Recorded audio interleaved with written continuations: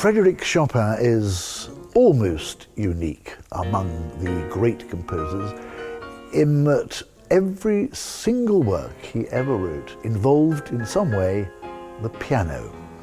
And of all his output, 211 separate titles are for the piano alone. And they're all going to be performed over the next year in a series of concerts by one man, Warren Mailley-Smith.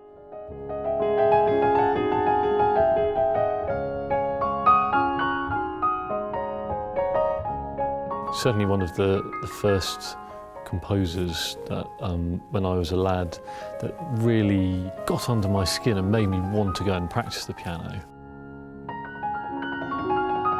Playing Chopin is quite a unique experience.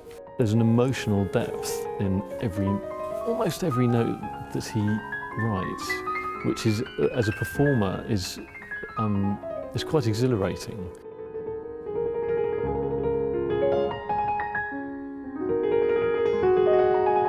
I think he's one of those composers whose music is equally enjoyable to listen to as it is to play. With Chopin, he just hands you melody after melody on a plate, and he had this very innate, natural style of playing, which results in these wonderful shapes and figures in the music, which do literally fall under the fingers. When you learn one piece by a composer, you inevitably learn a little something about their style, about the language they use. With the second piece, you learn a little bit more, maybe something very different.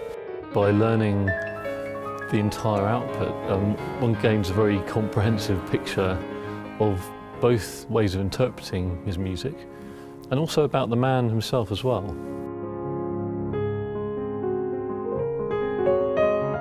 There are going to be 11 recitals, effectively one a month.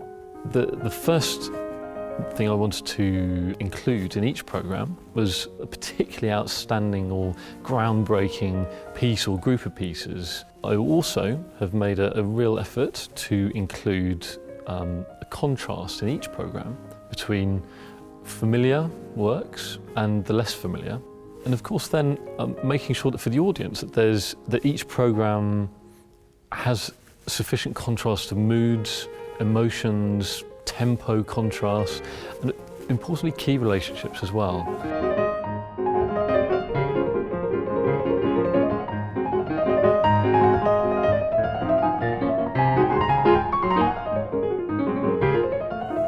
So, Warren Mailley-Smith's cycle of the complete solo works of Chopin begins at St. John Smith Square on Friday, the 4th of September at 7:30.